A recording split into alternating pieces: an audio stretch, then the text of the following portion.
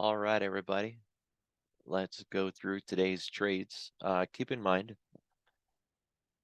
the number one feedback that I continue to get is, well, it's really easy to do that after when you're looking back. Of course it is, obviously. It's a lot harder to trade when it's live and the candles are moving up and down.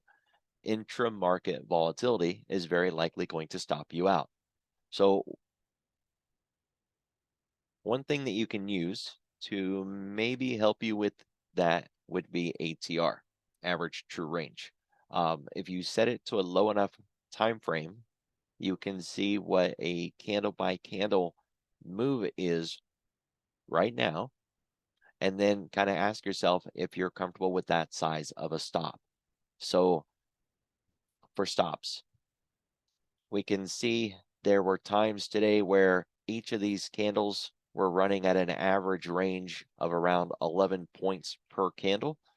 And there were times today when they were running at around 3.5 points per candle. When the volatility is really high, say near the open, you're going to deal with, 16-point candles. And, that's from the open. So when a candle opens and it starts running up and down and gyrating and jumping all over the place, 14 points is a huge stop. You're going to need something to help with that, right? But one thing at a time, let's point out the trades for the day first. So we came in today with this expectation that CPI is tomorrow. We're not really expecting an expansion beyond the range, and that it was going to be choppy and nasty. VWAP alone confirmed that when we really never got too far away from VWAP, right? If we were using like price swing levels and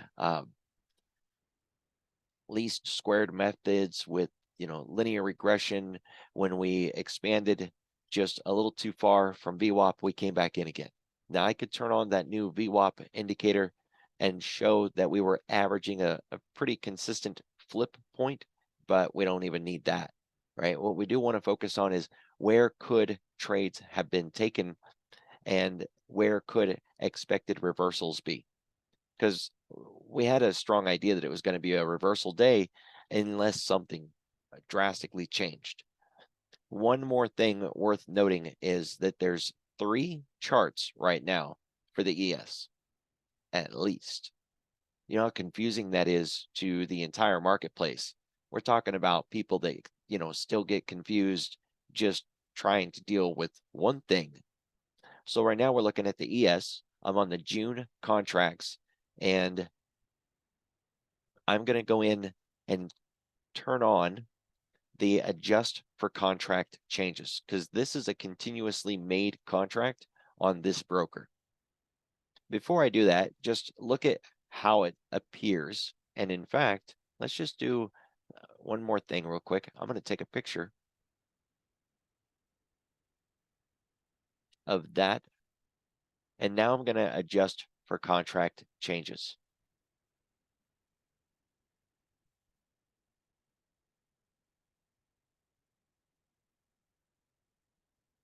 Now, it doesn't look like it changed much, right? Like, well, what's the big deal? Let's take a picture of this. And both of these are still the June contracts. So, whether we adjust for changes or not, it's still the same contract. Here's the before. And what I want to point to is this low here and where we closed in this big gap, and then the gap getting filled and us breaking out below the lows of yesterday, but holding and all of that. And then this.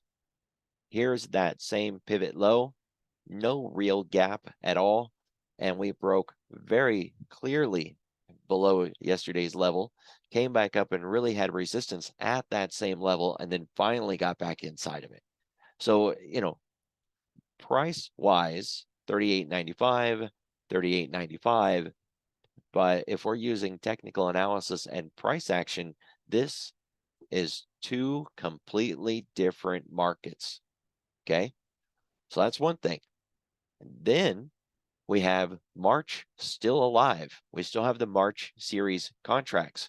So if we were use, the ES and we go to what the IMS, is that right? Still for March? It won't even let me choose it. Let's go in and H. Yes, obviously H, not IMS. So there's the ESH 23s. This contract is still alive as well, right? And again, a drastically different market. It looks a lot like the adjusted contract changes. So just something to keep in mind that all of these things are really giving people grief. So what were the trades for today? We had our first one down here. That was a retest of the Globex low. One of the best trades today, other than the time frame. I loved it. We had a really nice consolidation package and then a breakout, and we rallied right through that level right there, which is worth shooting across the chart, because later on when we came back down with that tweezer bottom retest, what I call a Busby, perfect follow through. So on that bounce, the expectation should have been at least to get back to the open. It's not a bad move. It's about 20 points. And then to this Globex level here. And then to VWAP. So, if you were watching the size of those candles, the push was there. And we had tick, we had advanced decline, money flow, everything was backing us up. Other than how early in the morning it was, that was a great opportunity. And we had a really nice ATR during that time period too, right? Look at the size of these candles. They're really small. Is building up in that range. Phenomenal trade. That was the best one of the day. So when I zoom out, I've got these levels that we can see. The orange and then the red and red again and the orange. Those are the ADR levels. So this is a 21-day ADR. It's looking back over the last 21 days and asking what was the average move from high to low. And then from the open, what would that distance be if we only went high and if we only went low? So I call them the ADR half and then the ADR full. So that's how I usually reference those two.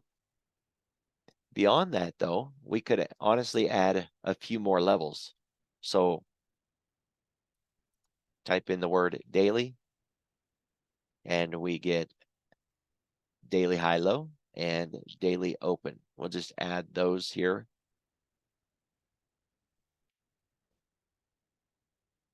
And I'm not seeing the voodoo levels, but very likely it's because we're on a tick chart, and that's okay.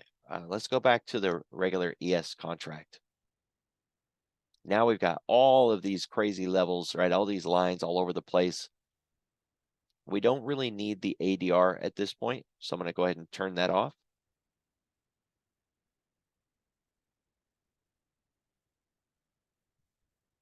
So what do we have left? We have the close from last week or the Globex open.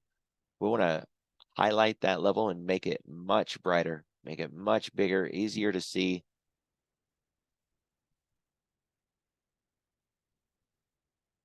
Can't miss that. All right. And we had the RTH low of yesterday. We'll also make this bigger. I guess that one's already a 3. Let's change something else.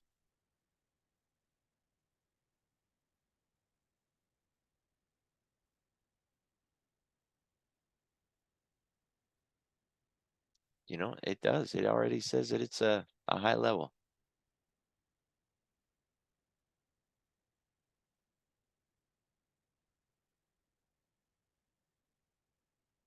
There we go. That gets it done. Much bigger.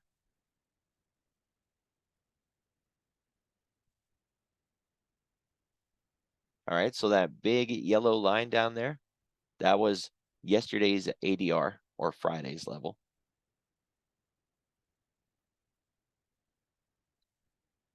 So we had the double bottom bounce play. Then we had the rejection right there, little bit of a counter trend play. I call it first touch reversal. Not only did we tag VWAP, but we also tagged yesterday's low from the bottom, and we took a little rejection.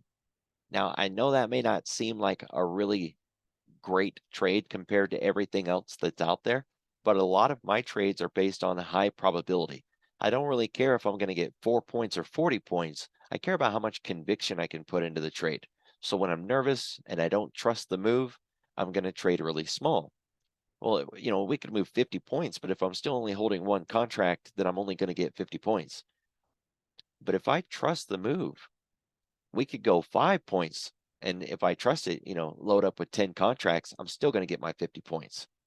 It's much easier to trade a 5-point move than a 50-point move. This first touch rejection play, even though it wasn't like a V-bottom tweezer top kind of rejection play, something that looked like that, this was a really great play. And it didn't need to go very far, right? And now that I'm zoomed in, we can also see that it was a voodoo level. So we had a voodoo level, we had VWAP, and we had yesterday's low, all acting as a resistance level. And when we came into it, we took a first rejection off of it. We pulled back, but not too far. Too far can always be measured with something like an intraday fib. So from low to high with an intraday fib, 786 is the level I like to use. But a lot of market technicians will use something like a 786 or a 618. So if we added something like that, I don't use it, by the way, but better make that a decimal. If we were using something like a 618, it never closed below it. For me, once it closed below the 786, I would not have liked how far we pulled back. And so that would have caused me concern. But in my move down, which would have been my counter trend play anyways, the 786 would have been my target, and we easily got there and overshot it. So the fact that we went past the 786 for my short trade would be just fine. So after that rebound, and we got through resistance, we had the 10 a.m. rejection. Now, the 10 a.m. rejection is more about what time it is. If we haven't broke out and started running by 10 a.m., we're not gonna. That's a good rule of thumb that I keep. So what I look for are failure plays at that point.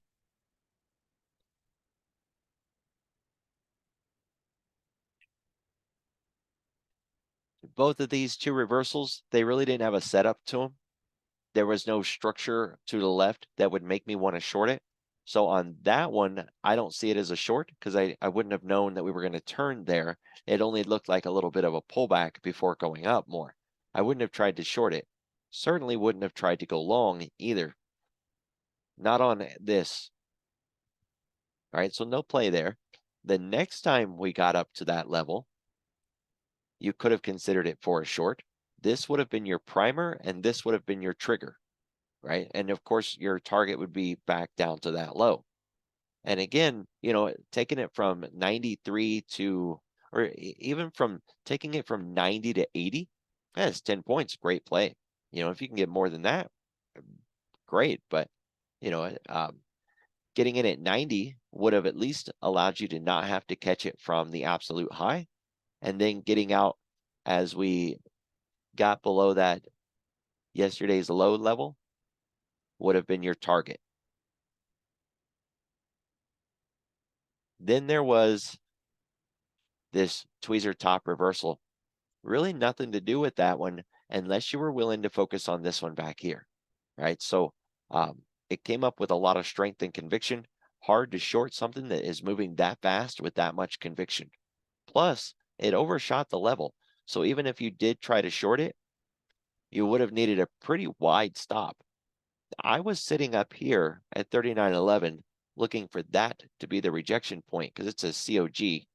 Not only did we not get there, but the reversal was pretty sharp, pretty drastic. So it looks like a great reversal, but like I said, unless you're willing to front run a cog line, which I don't like that idea, and we're willing to trust this, and I didn't trust it, then trying to trade this reversal wouldn't have been a very comfortable experience. You could have tried to trade after we got back inside the box, and that would have been fair, right? At least back down to that yellow line again, which is yesterday's low. So that's not bad, but that would get you in somewhere around in here.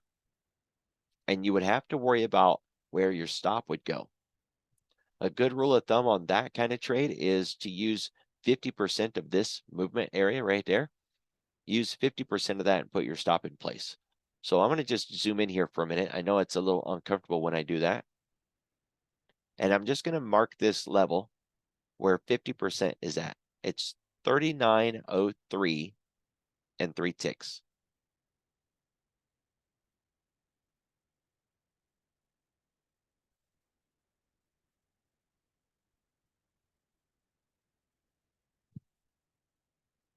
Now the only line we have left is that. So that's where you would want to put your stop, right? If you were to get in all of this trash here. Now this is rally, base, drop. It's just the plain old regular everyday rally, base, drop.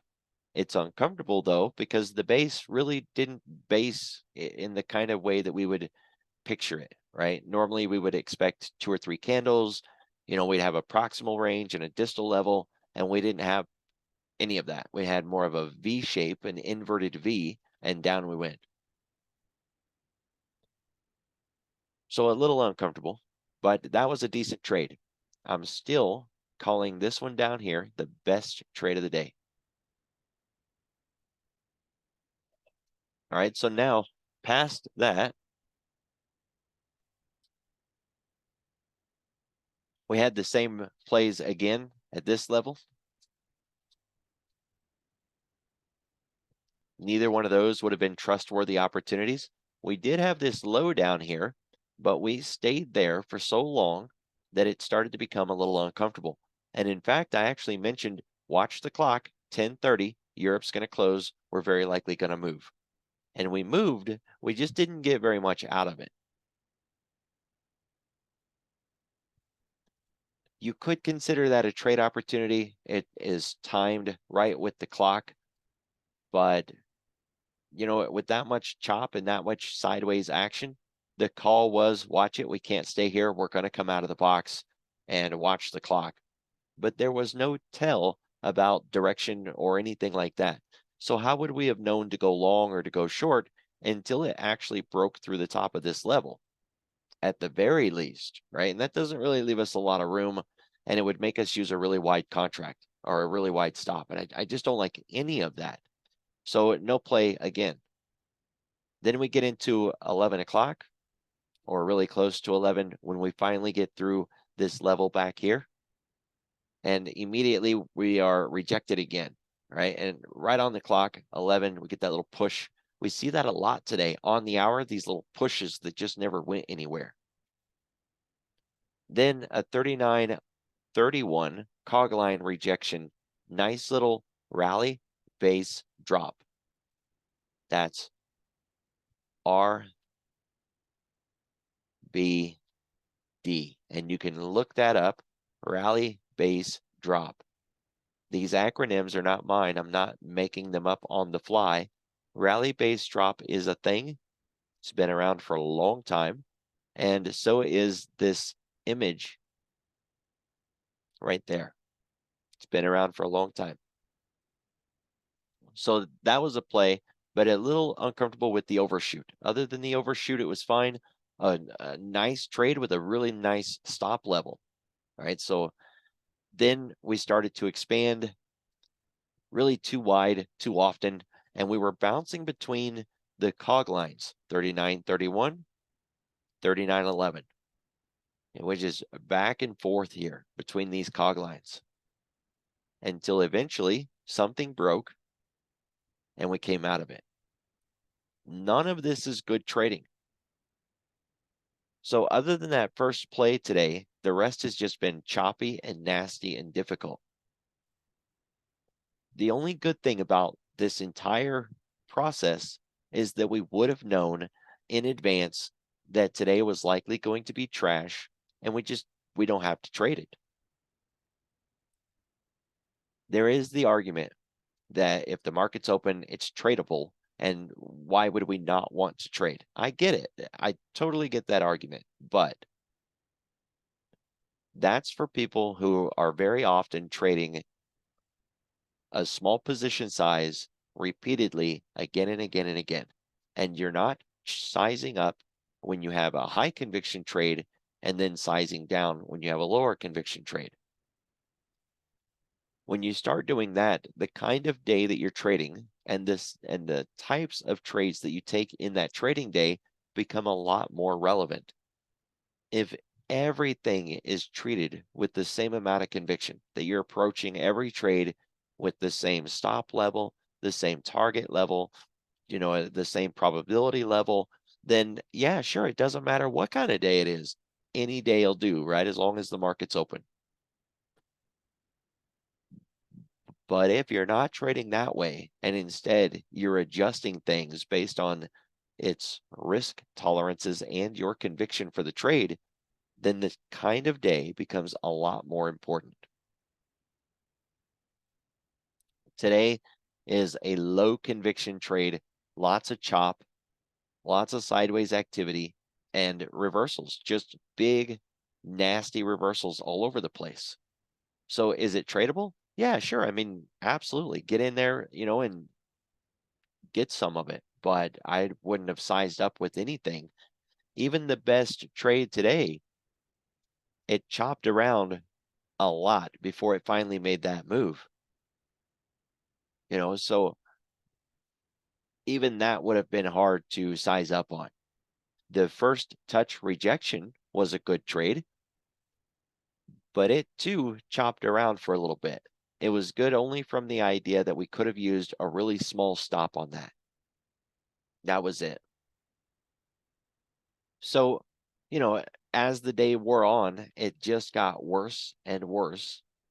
And our pre-market analysis that today was likely going to be trash while we waited for tomorrow's CPI, that was proven 100%. Now, I did also mention in the pre-market this morning that since everybody was so negative and so bearish, that I wanted to look long today, and I would be looking for market reversals, bouncing on support with a rally into resistance, not just in the S&P, but really all over the place. We moved over 100 points. 38.30, 39.30. Yeah. So, if it was that kind of logic that we were using, then we had that too. So, sorry we didn't have some better examples today, some good price action that we could have pointed out some great opportunities.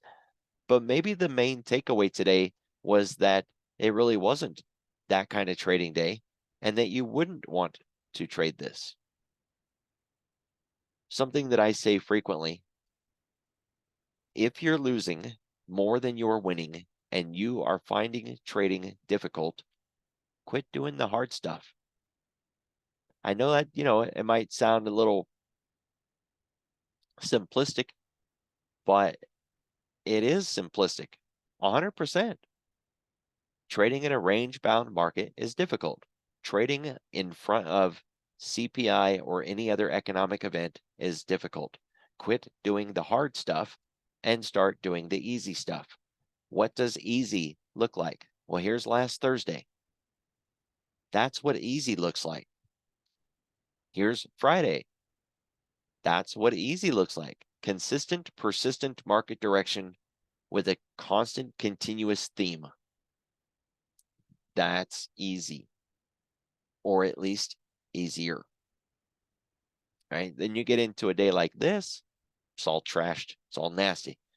Now, I have had people say, yeah, trading the easy stuff, right? But how do you know it's going to be the easy stuff before the day begins? Oh, well, that's really simple too. It's really simple. If you're sitting inside of Globex price action, then you're in a range. You see how easy that is? If you're in a range, you're not trending. And then if you're sitting inside of yesterday's price action, you're in a range. So step one could be we have to get out of the Globex range. And step two could be we have to get outside of yesterday's price action. Now, yesterday's price action could be so big that it wouldn't matter. And, that has to be taken into account. But look at last Thursday, that really great day that I just pointed out. Look how beautiful this price action was. But look where it really cleaned up when we got outside of the previous day's price action. So do we know it's going to be a choppy, nasty day? Not always. We can't tell in advance if it's going to be good or not. But the trading is very likely going to be a lot better once we get outside of that. So outside of the Globex first, and then outside of yesterday's price action second. And the trading is very likely going to improve when you're out of those two levels. So today's chop and nasty price action wasn't much of a surprise, right? I'll leave you guys with that. Have a good one. I'll see you tomorrow.